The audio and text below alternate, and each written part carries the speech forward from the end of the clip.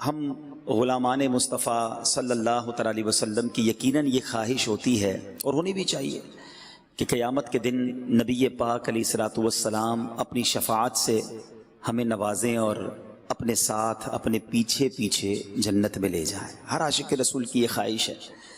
درود پاک کی ایک ایسی شاندار فضیلت پر مشتمل حدیث میں آپ کو سنانے جا رہا ہوں جس میں ایک ایسی بشارت ہے کہ جب سنتے ہیں تو ایمان تازہ ہو جاتا ہے۔ نبی پاک علیہ الصلوۃ والسلام فرماتے ہیں من صلی علیہ صلاۃ واحدا صلی اللہ علیہ عشرہ۔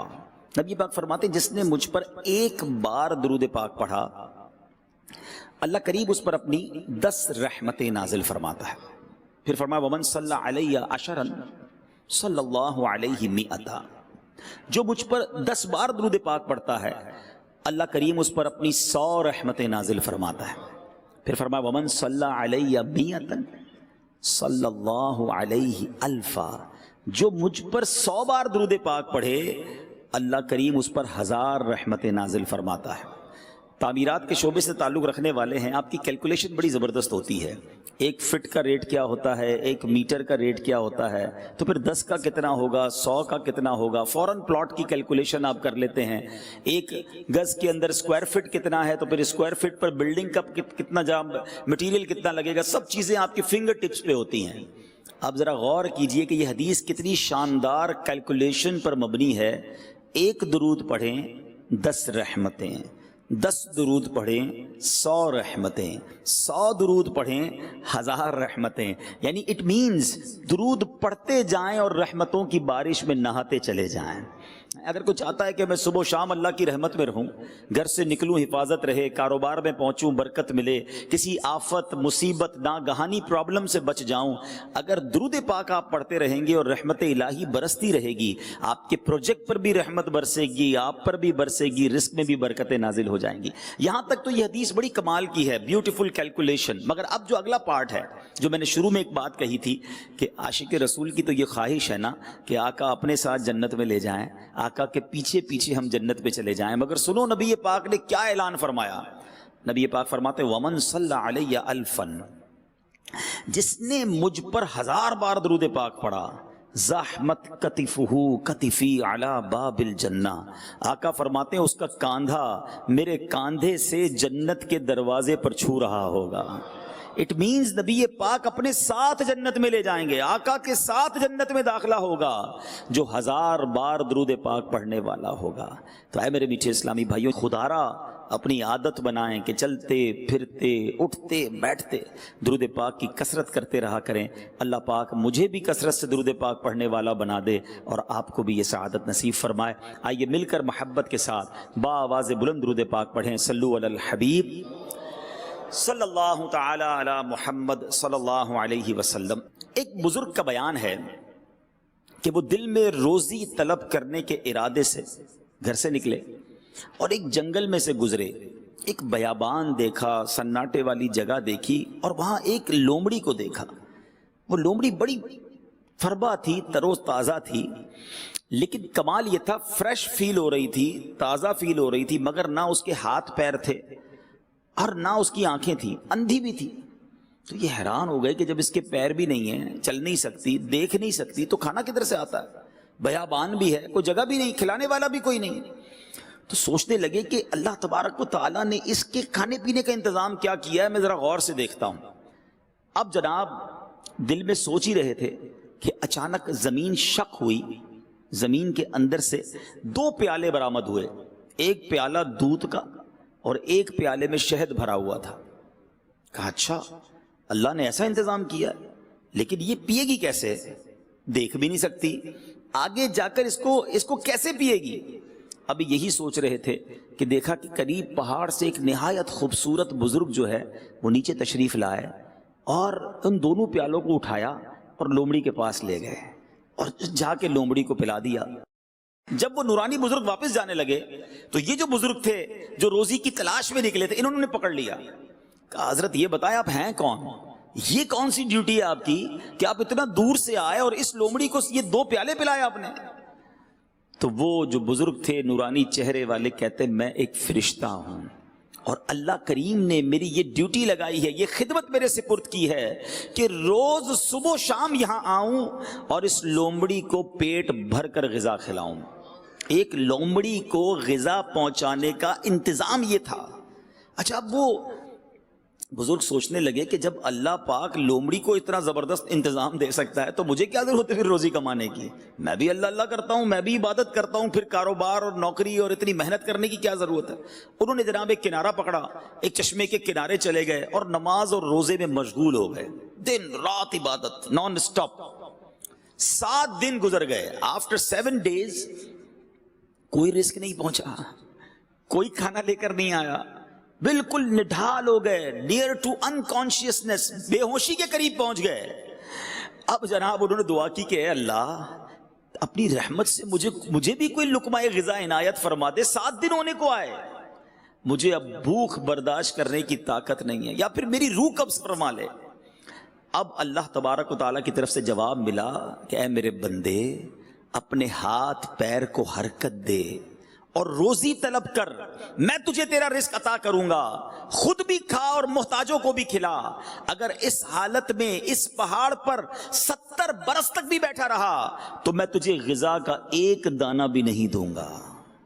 اس وقت ان بزرگ کی آنکھیں کھلی اور پہاڑ سے اتر کر تلاش معاش میں مصروف ہو گئے. جو کچھ کماتے آدھا خود کھاتے, آدھا غریبوں کو کھلاتے, محتاجوں کو کھلاتے. اے میرے میٹھے اسلامی بھائیو, اس واقعے سے ہمیں سبق کیا ملتا ہے؟ 2 باتیں ملتی ہیں کہ اللہ پاک نے سب کی روزی کا انتظام لکھ رکھا ہے, سب کا انتظام موجود ہے, سب تک روزی پہنچتی ہے. اور انسانوں کے لیے ضروری کیا ٹھہرا کہ وہ کوشش بھی کریں, توکل ضرور کرنا ہے, مگر توکل اس چیز کا نام نہیں ہے کہ بندہ ہاتھ پہ ہاتھ رکھ کے بیٹھ جائے کہ جناب گھر پہ روزی روزہ ہر مہینے آ جائے گی. اسباب بھی تو اللہ کریم نہیں بنائے نا. سبحان اللہ. حضرت انس بن مالک فرماتے ہیں کہ ایک بار نبی پاک علیہ الصلوۃ والسلام کی خدمت میں حاضر ہوا تو میں نے عرض کی یا رسول اللہ صلی اللہ تعالی علیہ وسلم, میرے ساتھ ایک اونٹ ہے, میں اسے باندھ کر اللہ پر توکل کروں یا یوں ہی چھوڑ دوں؟ تو ارشاد فرمایا پہلے اس کو باندھ لو پھر توکل کرو. تو یہ ہے توکل. ایکچولی آج میں نے اور آپ نے اس مختصر سی سٹنگ میں یہ سمجھنا ہے کہ توکل کہتے کس کو ہے, what is the meaning of توکل. باتیں تو ہم بہت کرتے ہیں کہ بھائی میرا بڑا توکل ہے اللہ پر. توکل کیا ہے؟ توکل کے بارے میں سیدی اعلیٰ حضرت امام اہل سنت فتاوی رضویہ میں لکھتے ہیں توکل ترک اسباب کا نام نہیں ہے کہ بندہ سارے اسباب ہی چھوڑ دے, بلکہ اعتماد علی الاسباب کا ترک ہے. تھوڑا سا فرق ہے اس میں. مثال کے طور پہ کوئی بندہ یہ کہے کہ جناب پیسے ہوں گے نا تبھی سارے کام ہوں گے. میری دکان کی حفاظت اس لیے ہوتی ہے کہ میں نے بڑا زبردست تالا لگایا ہوا ہے, میں نے 2 گارڈ بھی بٹھائے ہوئے ہیں, میں نے جناب اپنی آفس یا اپنی فیکٹری پہ آگ بجھانے کے آلے ایسے لگا دیے ہیں کہ اب آگ بگاڑ نہیں سکتی کچھ. یہ کیا ہوا؟ یہ یقین یہ ہو گیا کہ یہ اسباب کی وجہ سے ہو رہا ہے. پیسے ہیں تو ہو رہا ہے, تالے ہیں تو حفاظت ہو رہی ہے. نہیں, تالے لگانے ہیں, آگ بجھانے کا انتظام بھی کرنا ہے, روزی بھی کمانی ہے, مگر اللہ چاہے گا تو حفاظت ہوگی. اللہ کریم نے چاہا تو یہ مسئلہ حل ہوگا. اس کو لاجیکلی سمجھ لیتے ہیں. آج کل کرونا وائرس نے تو سب کو بہت کچھ سمجھا دیا ہے. ایک ایسا جراثیم یا ایک ایسا جناب کیا کہیں اس کو, وائرس جو نظر نہیں آتا مگر ساری دنیا کو لاک ڈاؤن کر دیا ہے. پچھلے دنوں مجھے ایک کال آئی UAE سے, ہمارے جاننے والے تھے, ان کے چچا کو کرونا ہو گیا. انہوں نے کہا کہ عبدالحبیب بھائی کوئی بھی ہاسپٹل, اس وقت کراچی کی پوزیشن بڑی ڈیزاسٹر تھی اور ہاسپٹل فل تھے, کوئی بھی ہاسپٹل ہو آپ کسی طرح ان کے لیے انتظام کر دیں. میں ان کو جانتا ہوں, وہ 1-2 کروڑ روپے بھی خرچ کر سکتے تھے, ان کے لیے پیسہ کوئی چیز نہیں تھا, مگر بے بسی نظر آ رہی تھی اور اگلے 2-3 دنوں میں ان کا انتقال ہو گیا.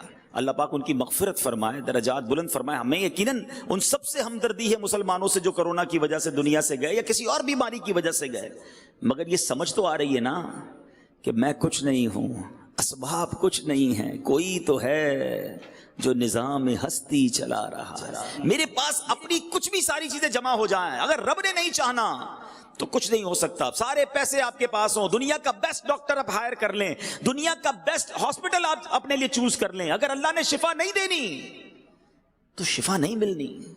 اور غریب ہے, فقیر ہے, پیسے بھی نہیں ہیں اور کینسر جیسے مرض میں مبتلا ہو گیا ہے, میرے رب نے چاہنا ہے تو رات بیمار سوتا ہے, صبح صحت یاب ہو جاتا ہے.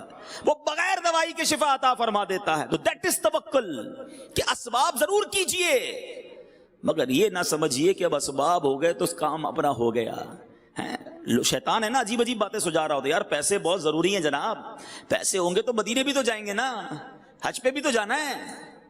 ارے یہ بھی بہت سارے لوگوں نے سے دیکھ لیا ہوگا کہ کروڑوں پتی اربوں پتی لوگ ہوتے ہیں, ساری دنیا دیکھی ہوتی ہے, نہیں دیکھا تو کعبہ نہیں دیکھا, مدینہ نہیں دیکھا ہوتا. اور آپ نے بھی دیکھے, میں نے بھی دیکھے ایسے ایسے غریب جن کے پاس اپنا گھر نہیں ہے, آقا نے بلایا تو کتنی بار مدینہ دیکھ لیا. کہاں کا منصب, کہاں کی دولت, قسم خدا کی ہے یہ حقیقت کہ جنہیں بلایا ہے مصطفیٰ نے وہی مدینے کو جا رہے ہیں. توکل بہت ضروری ہے, اللہ پر بھروسہ. سبحان اللہ. اب اس کے فضائل اتنے ہیں کہ جو بندہ اللہ پہ بھروسہ کرتا ہے اس کے فضائل قرآن و حدیث میں کیسے بیان ہوئے. اللہ کے پیارے کلام قرآن مجید فرقان حمید کا پارہ نمبر ہے 4, سورہ آل عمران آیت نمبر 159 میں اللہ کریم ارشاد فرماتا ہے, بسم اللہ الرحمن الرحیم فَإِذَا عَزَمْتَ فَتَوَكَّلْ عَلَى اللَّهِ إِنَّ اللَّهَ يُحِبُّ الْمُتَوَكِّلِينَ. اور جو کسی بات کا پکا ارادہ کر لو تو اللہ پر بھروسہ کرو, بے شک توکل کرنے والے اللہ کو پیارے ہیں. جو بھروسہ کرتے نا اللہ پر. پرابلم پتہ ہے کیا ہو گیا ہے, آج کے اس مادی دور میں ہمیں بہت ساری چیزوں پر بھروسہ ہے, ہمیں سب پر بھروسہ ہے, کہتے نہیں مگر حال یہ ہے کہ رب پر بھروسہ نہیں ہے. توکل کرنے والے کے بارے میں کیسا نوازا جاتا ہے. آج کل ڈیفیکلٹیز ہیں, کاروبار کے پرابلمز چل رہے ہوتے ہیں, پروجیکٹ رک جاتے ہیں, ڈیفیکلٹی میں آ جاتے ہیں. جب توکل نہیں ہوتا نا تو اس کا اپوزٹ پتہ ہے کیا ہوتا ہے. بندے کو جب اللہ پہ بھروسہ نہیں رہتا نا تو وہ مایوسی کی طرف, ڈپریشن کی طرف, حرام کی طرف, جھوٹ کی طرف, اور ایک وقت آتا ہے کہ خودکشی کی طرف چلا جاتا ہے, کیونکہ اسے یہ فیل ہونے لگتا ہے کہ میں پھنس گیا ہوں, کون نکال سکتا ہے مجھے, میں تو اتنی بڑی ڈیفیکلٹی میں آ گیا کہ اب تو نکل ہی نہیں پاؤں گا. یہ وہ اسٹیج ہوتا ہے جب توکل کی حاجت ہوتی ہے. بندے کو رب پہ بھروسہ ہو کہ میں کتنا ہی کمزور سہی, مصیبت کتنی بڑی سہی, ارے مجھے لگ رہا ہے میں نہیں نکل سکوں گا مگر میرا خالق وہ ہے جو ان اللہ علی کل شیء قدیر ہے, اس کے لیے مشکل کچھ بھی نہیں ہے, وہ کن فرماتا ہے تو فیکون ہو جاتا ہے. میری مشکل اس کے لیے کیا ہے. لیکن پرابلم یہ ہے کہ ہم اللہ پر بھروسہ نہیں کرتے. حدیث پاک سنیے, نبی پاک علیہ الصلوۃ والسلام فرماتے ہیں, اور یہ ترمذی شریف کی حدیث ہے, اللہ کے نبی فرماتے ہیں اگر تم اللہ پر اس طرح بھروسہ کرو جیسا اس پر بھروسہ کرنے کا حق ہے. یہ بات ہے کہ جیسا حق ہے, جس لیول کا بھروسہ کرنا ہے, اس کو اپنا خالق مالک سب کچھ جاننا ہے, پھر ملے گا کیا. اللہ کے نبی فرماتے وہ تمہیں اس طرح رزق عطا فرمائے گا جیسے پرندوں کو عطا فرماتا ہے, کہ وہ صبح کے وقت خالی پیٹ نکلتا ہے اور شام کو سیر ہو کر لوٹتا ہے. جتنے پرندے ہیں دنیا میں, کبھی آپ نے کسی گھونسلے میں کبڈ یا فریج دیکھا؟ کچھ نہیں ہوتا. جب وہ صبح نکلتے سارے خالی پیٹ ہوتے ہیں, مگر شام جب وہ لوٹتے ہیں تو سب کو اللہ نے رزق دے دیا ہوتا ہے. بھروسہ ہے نا, ان کو ٹینشن نہیں ہے. ہم اشرف المخلوقات ہیں, ہماری ٹینشن ہی ختم نہیں ہوتی. اس پروجیکٹ کے بعد اگلے پروجیکٹ کا کیا ہوگا, یہ مال نہیں بکا تو پھر کیا ہوگا, سریے کا ریٹ بڑھ گیا تو پھر کیا ہوگا. ٹینشن میں ہی زندگی گزر رہی ہے. مسئلہ کیا ہے کہ نہ شکر رہا نہ اللہ پر بھروسہ رہا. یہ دو چیزیں ہم سے گئیں, لائف سے انجوائمنٹ بھی ختم ہو گئی اور ٹینشنوں نے بسیرا ڈال دیا ہے. خدا را میرے میٹھے اسلامی بھائیوں, اللہ پر بھروسہ کرنا سیکھیں. اور یہ اللہ پر جب بھروسہ نہیں ہوتا نا تو جیسا میں نے کہا کہ بندہ پھر کہتا ہے یار جلدی جلدی بھی تو کمانا ہے نا, آگے بھی تو بڑھنا ہے. اتنے لوگ آگے بڑھ گئے, میرے ساتھ کام شروع کیا, اس کے تو پتہ نہیں کتنے پروجیکٹ ہو گئے, میں پیچھے رہ گیا. اب وہ جو پیچھے رہ گیا والا سیناریو ہے نا, وہ مایوسی بھی پیدا کرتا ہے اور بندے کو حرام کی طرف بھی لے جاتا ہے. یہ جو پیچھے رہ جانے کی وجہ سے ٹینشن ہے نا, اس کو ذرا سمجھیے گا. ایک بادشاہ تھا اور اس بادشاہ کے پاس بڑا پیسہ. ظاہر ہے بادشاہ تو بادشاہ ہی ہوتے ہیں, بہت پیسے ہوتے ہیں, مگر اسے نیند نہیں آتی تھی. رات کو سوچتا ہی رہتا تھا, ٹینشنیں رہتی تھی. اس نے اپنے وزیر کو بلایا, کہتا ہے میں رات کو جب سوتا ہوں مجھے ٹینشن رہتی ہے, نیند نہیں آتی, فریش نہیں ہوتا. میں جب بھی کھڑکی کھول کے باہر اپنے خادموں کو دیکھتا ہوں, غلاموں کو دیکھتا ہوں, بڑے مزے سے سو رہے ہوتے ہیں, ہنس کھیل رہے ہوتے ہیں, ان کے چہرے پہ کوئی ٹینشن بھی نہیں ہے. میرے پاس بہت کچھ ہے اور ٹینشن ہے, ان کے پاس کچھ بھی نہیں پھر بھی فریش ہے. کہ بادشاہ سلامت, اس کو سمجھنے کے لیے آپ کو 99 نمبر والا فارمولا یوز کرنا ہوگا. اب ذرا آج سارے بلڈر بھائی یہ فارمولا سمجھ جاؤ. اس نے بادشاہ کے غلام کو بلایا کہ ذرا قریب آؤ، اور بادشاہ سلامت سے کہا کہ ذرا 100 اشرفیوں کا ایک انعام کی تھیلی مجھے دیں۔ 100 اشرفیاں، اٹ مینس 100 گولڈ کوئنز، سونے کی اشرفیاں۔ بادشاہ سے وہ تھیلی لی اور اس میں سے ایک کوئن اس نے نکال کر جیب میں رکھ لیا، ایک اشرفی، اور 99 کا تحفہ اس غلام کو دیا کہ جاؤ، تمہیں بادشاہ نے 100 اشرفیوں کا تحفہ دیا۔ وہ تو بہت خوش، کبھی زندگی میں اتنی اشرفیاں نہیں دیکھی تھی، دوڑا دوڑا گھر گیا، گھر والوں کو بتایا مبارک ہو، کیا ہوا؟ بادشاہ سلامت نے 100 اشرفیاں دی ہیں۔ ارے کمال ہو گیا صاحب، اپنے تو دل پھر گئے، سارے گھر والے خوش، ایوری بڈی بیکم ہیپی۔ تھوڑی دیر بعد جب بہت خوش ہو گئے، بڑا انجوائے کیا، کھانا بھی بڑا اچھا لگا۔ آپ کا بھی جب ڈیل اچھی ہوتی ہے اس دن کھانا بھی بڑا اچھا لگتا ہے، پتہ ہے بندہ اس دن فروٹ بھی گھر والوں کے لیے لے کے جاتا ہے، ارے آج ڈیل بڑی اچھی ہوئی ہے، سودا پلاٹ بڑا کمال کا بکا ہے۔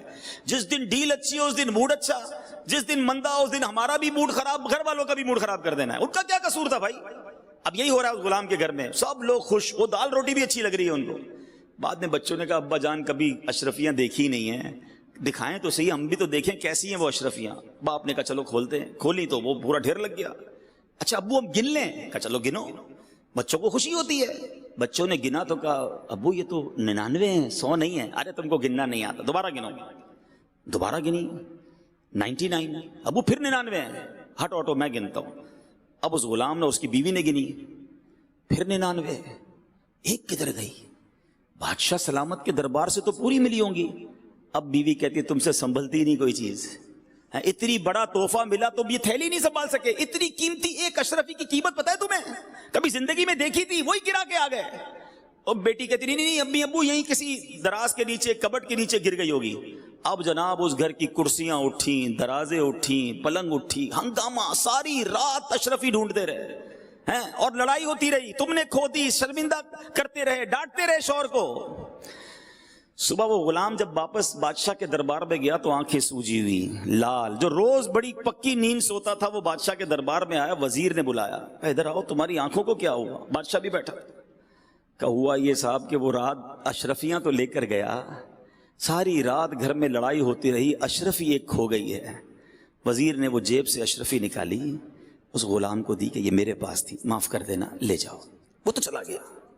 اب اس وزیر نے بادشاہ کو معاملہ سمجھایا۔ بیسیکلی یہ ہم سب کے لیے درس ہے۔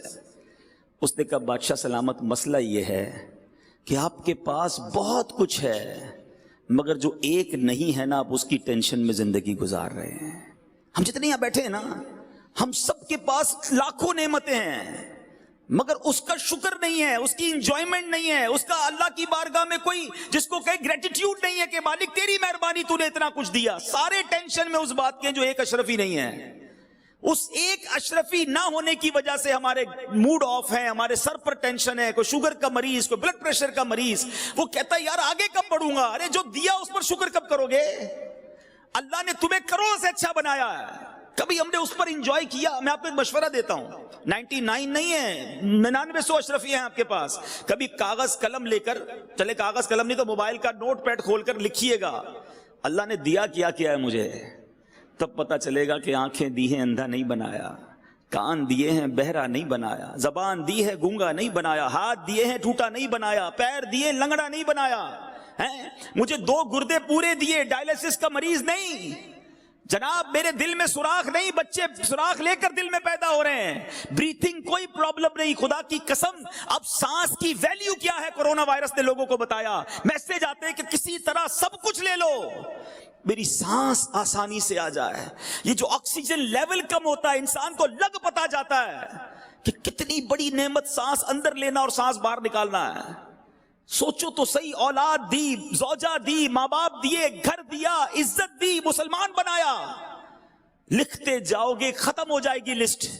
اللہ نے اتنا کچھ دیا پھر بھی چین نہیں ہے، پھر بھی شکر نہیں ہے، پھر بھی توکل نہیں ہے۔ کب شکر ادا کرو گے؟ وہ ایک اشرفی جو نہیں ہے، وہ والی گاڑی ملے گی تو زندگی کا مزہ آئے گا، وہ والا پلاٹ لوں گا تو زندگی کا لطف آئے گا، اس ملک کو وزٹ کروں گا تب جناب زندگی پوری ہوگی۔ ارے جو ہے اس پر انجوائے کب کرو گے؟ اس پر شکر کب ادا کرو گے؟ خدارا اللہ پر بھروسہ کرنا سیکھو اور اللہ سے محبت کرنا سیکھو، اور رب سے محبت کا تقاضا یہ ہے کہ جو دیا ہے اس کا شکر تو ادا کرو نا۔ اور وہ کریم کیسا ہے، خود قرآن میں وعدہ فرماتا ہے لَإِن شَكَرْتُمْ لَأَزِيدَنَّكُمْ، تم میرا شکر ادا کرو میں تمہیں اور عطا کروں گا۔ آپ شکر کریں وہ اور دے رہا ہے، ناشکری کر رہے ہیں اس لیے بڑھ بھی نہیں رہا اور اس میں پرابلمز بھی آ رہی ہیں۔ تو اے میرے بیٹے اسلامی بھائیوں، جو کچھ اللہ نے آپ کو دیا ہے نا، پرابلم یہی ہے کہ ہم دوسروں کو دیکھ کر اپنی نعمتوں کو کم سمجھتے ہیں۔ آپ اپنے سے پیچھے والوں کو دیکھو نا، کتنی بڑی بڑی پریشانیاں ہیں۔ یہ جو آکسیجن ہے نا، آپ نے پڑھا ہوگا، میں نے بھی ایک پوسٹ پڑھی تھی، عرب شریف میں ایک بندے کو سانس کا پرابلم ہوا، ہاسپٹل میں داخل ہوا۔ 12 دن کے بعد جب اس کو ہاسپٹل سے رہائی ملی تو 1000 کے قریب درہم کا اس کو بل بنا کے، 1000 ریال کا بل بنایا۔ تو اس نے کہا کیوں، کس چیز کا بل ہے؟ کہ 12 دن آپ نے آکسیجن لی ہمارے ہاسپٹل میں، آپ کو 1000 ریال پے کرنے۔ وہ بندہ رونے لگا، 72 ایئرز ایج تھی، بہت مالدار تھا۔ ہاسپٹل والے ڈر گئے، کہتے اگر بل زیادہ لگا تو ہم کم کر دیتے، روئیں تو نہ۔ کہتے میں اس لیے نہیں رو رہا، میرے پاس پیسے بہت ہیں۔ تم نے 12 دن آکسیجن لگائی اور 1000 ریال بل بنا دیا ہے، میں 72 سال سے آکسیجن فری اللہ کی طرف سے استعمال کر رہا ہوں۔ کتنا بڑا مقروض ہو گیا میں اللہ کی بارگاہ میں۔ شکر ادا کیا کبھی؟ کیا کہتے ہیں آکسیمیٹر آج کل لوگ لگا رہے ہیں نا کہ یار آکسیجن پوری آ رہی ہے کہ نہیں آ رہی ہے۔ یہ کبھی سوچا تھا کہ مجھے اور آپ کو یہ چیک کرنا پڑے گا؟ ساری زندگی آکسیجن لیتے رہے، یوز کرتے رہے، اللہ کا شکر کب ادا کیا؟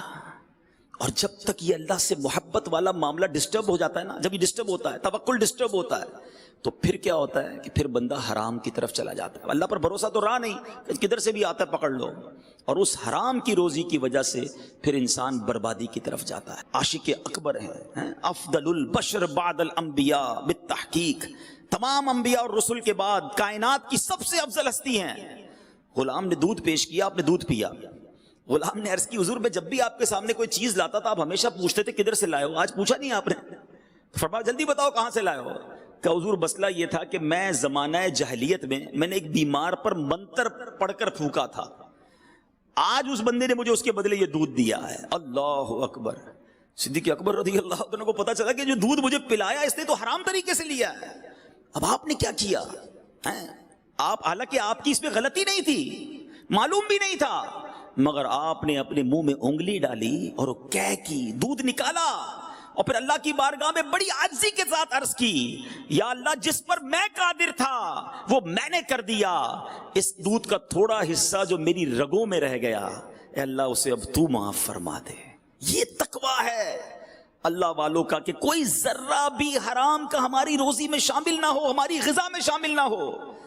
اے میرے بلڈر بھائیوں، تعمیرات کرنے والوں، آپ کو اللہ پاک نے بڑا مرتبہ دیا ہے، اگر سچے طریقے سے آپ کام کریں تو یہ کوئی چھوٹا کام نہیں ہے۔ سنو، ایک بار نبی پاک علیہ الصلوۃ والسلام کی بارگاہ میں کچھ لوگ حاضر تھے۔ ایک شخص نے عرض کی یا رسول اللہ صلی اللہ تعالی علیہ وسلم میں سلائی کا کام کرتا ہوں۔ نبی پاک نے فرمایا اگر دیانت داری کے ساتھ کام کرو گے تو حضرت ادریس کے ساتھ جنت میں داخل ہوگے۔ ایک شخص نے کہا حضور میں معمار ہوں۔ سنو بلڈروں، تعمیر کرنے والوں، وہ بھی بلڈر تھا، گھر بنانے والا تھا، کہتا حضور میں گھر بناتا ہوں، معمار ہوں، بلڈر ہوں۔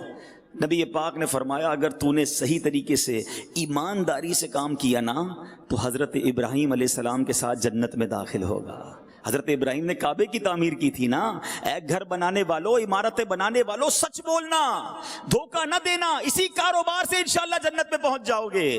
اللہ کے حبیب نے فرمایا اگر ایمانداری سے کام کرو گے تو حضرت ابراہیم کے ساتھ جنت میں داخل ہوگے۔ آگے سنو، تجارت کرنے والے بیٹھے ہیں، بزنس کمیونٹی کے لوگ یہاں بیٹھے ہیں اور مجھے مدنی چینل پر بعد میں سنیں گے۔ اللہ کے حبیب علیہ الصلوۃ والسلام سے ایک شخص نے عرض کی حضور میں تجارت کرتا ہوں، بزنس مین ہوں۔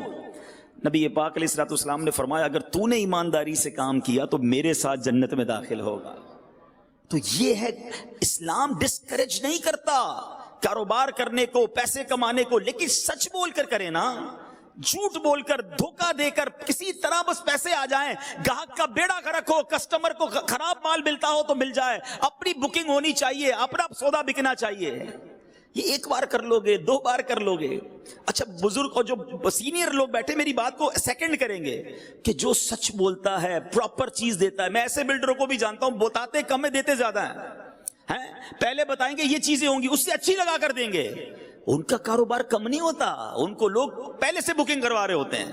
سچ کو آنچ نہیں ہے. آپ ایک بار گاہک کا نقصان کر لیں گے، آپ ایک بار دھوکہ دے دیں گے، لیکن جو سچا سودا بیچتا ہے، کھرا سودا بیچتا ہے، تھوڑا نفع رکھتا ہے، گاہک کو جناب سپورٹ کرتا ہے، اس کی جناب پروجیکٹس میں لائن لگی ہوئی، اس کا نام بن جاتا ہے، اس کا برانڈ بن جاتا ہے. اٹ مینز کہ جب سچے کو دنیا میں اتنا فائدہ ہو رہا ہے تو انشاءاللہ جنت میں بھی وہ جائے گا، اس کو وہاں بھی فائدے ملیں گے. ایک اور حدیث پاک ہے نا، نبی پاک علیہ الصلوۃ والسلام فرماتے ہیں سچا امانت دار تاجر قیامت کے دن صدیقین، شہداء اور صالحین کے ساتھ اٹھایا جائے گا، انبیاء کے ساتھ اٹھایا جائے گا. حدیث پاک کا مضمون تو یہ کیا ہے؟ کسی مفتی صاحب کے فضائل تو میں بیان نہیں کر رہا، لیکن سچ بولنا ہے، دھوکہ نہیں دینا ہے. اللہ پر بھروسہ رکھو. آپ سچ، آپ کو شیطان کیا خیال دلوائے گا؟ یار اب مارکیٹ میں ایسا دور ہی نہیں رہا، میں سچ بولوں گا میرا سودا ہی نہیں بکنا ہے. سارے ہی جناب بتاتے کچھ ہیں، دیتے کچھ ہیں، کیٹلاگ کسی اور طرح کا ہوتا ہے، سودا کچھ اور ہوتا ہے. نہیں جناب، یہ کرنا پڑتا ہے. آپ پھر توکل کدھر گیا؟ وہی تو میرا بیان ہے نا. بھروسہ کدھر گیا؟ ایمان کدھر گیا؟ کہ سب غلط کر رہے ہیں تو میں بھی غلط کروں گا تو ہی میرا مال بکے گا؟ نہیں. ایک بات آج ذہن میں بٹھا لیجئے، جو میرے نصیب میں ہے وہ مجھ سے کوئی چھین نہیں سکتا، اور جو میرے نصیب میں نہیں وہ مجھے کوئی دے نہیں سکتا. تو جو آپ کے مقدر میں ہے نا وہ آپ کے گھر تک پہنچے گا. آپ صبر تو کریں، سچ بولیں، دھوکہ نہ دیں، حلال کا ذہن رکھیں. اور سبحان اللہ، حلال روزی کدھر پہنچاتی ہے انسان کو؟ حضرت سعد بن ابی وقاص رضی اللہ تعالیٰ عنہ نے ایک بار نبی پاک سے ایک سوال کیا. سوال سنیے گا، شاید یہ آپ سب کے دل کا سوال ہوگا. عرض کرتے ہیں حضور میں مستجاب الدعوات بننا چاہتا ہوں. What is the meaning of مستجاب الدعوات؟ مستجاب الدعوات وہ ہوتا ہے کہ جو دعا کرے وہ دعا قبول ہو جائے. آپ سارے بھی بننا چاہتے ہیں نا؟ اب اللہ کے نبی علیہ الصلوۃ والسلام نے، آخری نبی علیہ الصلوۃ والسلام نے کوئی لمبی چوڑی لسٹ نہیں دی کہ اے سعد اتنے روزے رکھو، اتنے سجدے کرو، اتنے مجاہدات کرو، تمہاری دعائیں قبول ہونا شروع ہو جائیں گی. نہیں، نبی پاک نے ایک جملے میں جواب دے دیا. فرمایا اے سعد، اپنی غذا پاکیزہ کر لو تو مستجاب الدعوات بن جاؤ گے. That's it. روزی سچی، غذا پکی، حلال.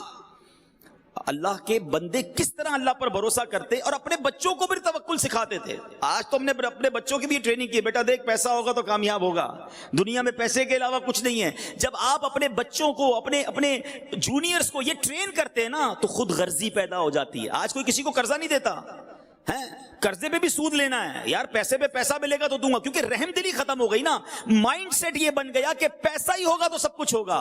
پہلے تو یہ ذہن سے نکال دو، اگر پیسے سے ہی خوشیاں ملتی ہوتی تو کوئی امیر پھر غم زدہ نہ ہوتا، کسی امیر کو کوئی ٹینشن ہی نہ ہوتی.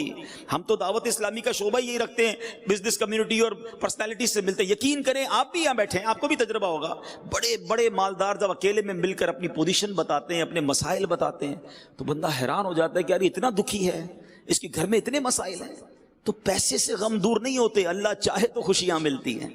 حضرت احمد بن حرب رحمۃ اللہ تعالی، اپنی آخری بات کر کے گفتگو ختم کرتا ہوں تاکہ ہم خود بھی توکل کریں، اپنے بچوں کو بھی توکل سکھائیں.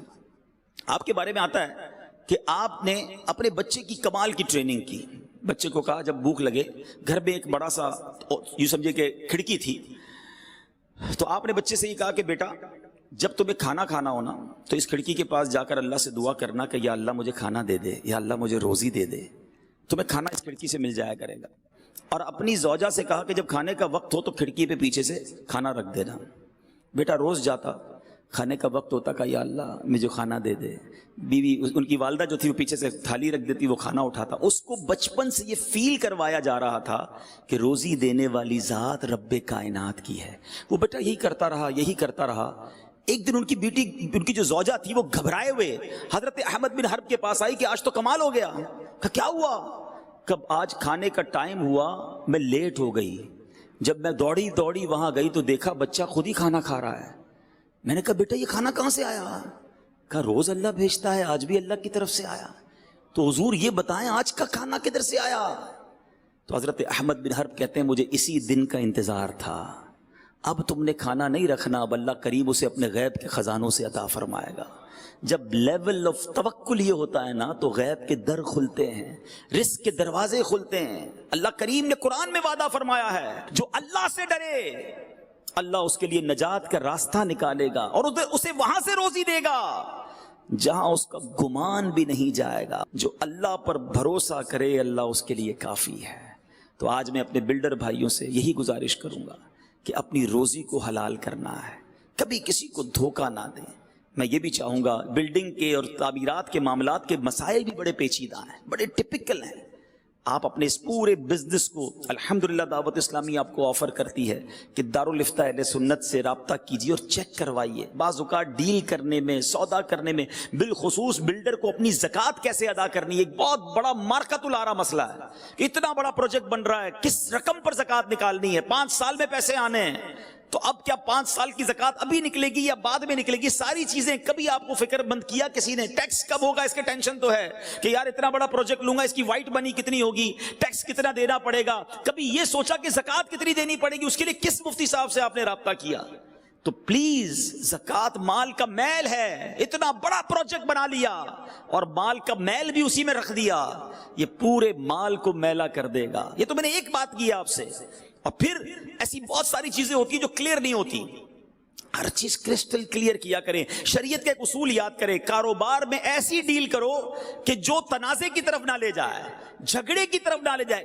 کوشش کریں ہر چیز کلیئر ہو, مگر اتنی چیزیں ہائیڈ ہوتی ہیں. جیسے مثال دیتا ہوں, یہ جو ہمارا ایک اصول ہے کہ گراس ایریا اور کارپیٹ ایریا, یہ نیٹ ایریا, بعض بیچاروں کو پتہ ہی نہیں ہوتا. وہ سمجھتے ہیں ہم نے 1500 اسکوائر فٹ کا فلیٹ خریدا ہے, خوشی خوشی جب جس دن چابی ملتی ہے تو پتہ چلا اندر سے 1100 اسکوائر فٹ. باقی کدھر گیا بھائی؟ باقی تو گراس ہوتا ہے, لفٹ کا بھی ہے تو سیڑھی کا بھی. پہلے بتاتے نا, آپ لکھ دیں, بڑا بڑا لکھ دیں. کہتے نہیں ہمارے یہاں تو چلتا ہے. آپ کلیئر کر دیں کہ بھائی آپ جس گھر میں رہیں گے وہ اتنے اسکوائر فٹ کا ہوگا, کاغذات آپ کو 1500 اسکوائر فٹ کے ملیں گے, اور اس میں ہماری یہ چیزیں شامل ہیں. ہر بندہ نہیں جان رہا ہوتا, اور وہ بیچارہ بعد میں بعض اوقات ہو سکتا ہے آپ سے الجھتا بھی ہو. تو شریعت کا کہنا یہی ہے کہ مجہول نہیں ہونا چاہیے, کلیئریفائی کریں, کرسٹل کر دیں. بالکل اسی طرح ایک اور پرابلم یہ ہوتی ہے کہ پیمنٹ شیڈول کلیئر نہیں ہوتا. بہت ساری چیزیں ہڈن ہوتی ہیں, بعد میں کوئی نیا ٹیکس آ جاتا ہے, بھائی ابھی رجسٹری کے پیسے بھی دینے, الیکٹرسٹی کے بھی پیسے دینے. آپ نے جتنے پیسے لینے لے لیں, اس کی منع نہیں ہے, لیکن کلیئر کر دینا, پہلے بتا دیں کہ بھائی آپ نے اس طرح پیمنٹ دینی ہے, پھر قبضے پر یہ پیسے بھی دینے ہیں, وہ بعد میں بتائیں گے. اچھا بعد میں بندہ کہے گا میں نے نہیں دینا تھا, کیا پلاٹ کینسل کر دو, ویسے ریٹ بڑھ گیا ہوتا ہے. وہ کہتا ہے اچھا بھائی دینے ہی پڑیں گے. تو پھنسا کر کیوں بیچنا ہے, کیوں چھپا کر بیچنا ہے, کیوں ہم نے وہ چھوٹا سا اسٹار لگا کر وہ نیچے سے چھوٹی سی لائن لکھنی ہے؟ بھائی کلیئر بتا دیں, میرے نصیب میں ہوگا تو سودا بکے گا. اور یقین کریں سچ بولنے والے کے پاس لوگ زیادہ ہی جاتے ہیں کہ یار یہ جو بات کرتا ہے کھری کرتا ہے, چھپ کے نہیں کرتا. لیز بعض اوقات کئی پلاٹس کی ہوتی نہیں, بیچ دیتے ہیں. اچھا بعد میں بتاتے ہیں ابھی لیز نہیں ہوگی. تو آپ چھپ چھپا کر چیزیں نہ بیچیں, حلال صاف ستھری ایمانداری سے کام کریں. میں نے تو آج آپ کو جنت کا پروانہ بتا دیا ہے کہ معمار بلڈر سچا کام کرے گا, نبی پاک نے فرمایا حضرت ابراہیم کے ساتھ جنت میں جائے گا. اللہ کریم مجھے بھی حلال روزی کمانے کی توفیق عطا فرمائے, آپ کو بھی حلال عطا فرمائے. میں تو یہ دعا کیا کرتا ہوں, آپ آمین کہہ دو کہ اللہ ہمیں فقط رزق حلال عطا فرما, رزق حرام سے ہمیں اور ہماری نسلوں کو بھی محفوظ فرما. وہ حلال بہت دے گا, آپ ہمت تو کر لو. سود کا کاروبار نہ کریں, کوشش کریں رشوت کا کام نہ کریں, کسی طرح کوئی ایسی آمیزش نہ ہو. اللہ پاک سچا اور پکا کاروبار کرنے کی توفیق دے, اور جتنے آئے ہیں اللہ آپ سب کے روزی روزگار میں برکت عطا فرمائے. ویڈیو دیکھنے کا آپ کا شکریہ. اگر آپ چینل پر نئے ہیں تو چینل کو سبسکرائب کر کے جوائن ہو جائیں, اور بیل آئیکن نوٹیفیکیشن کو آن کر لیں تاکہ ہم جب بھی کوئی نئی ویڈیو ڈالوں تو سب سے پہلے آپ تک پہنچ جائیں. اگر آپ فیس بک پیج کو دیکھ رہے ہیں تو ان کو بھی فالو کر کے جوائن ہو جائیں, اور ثواب کی نیت سے زیادہ سے زیادہ شیئر کریں. السلام علیکم ورحمۃ اللہ. خدا حافظ.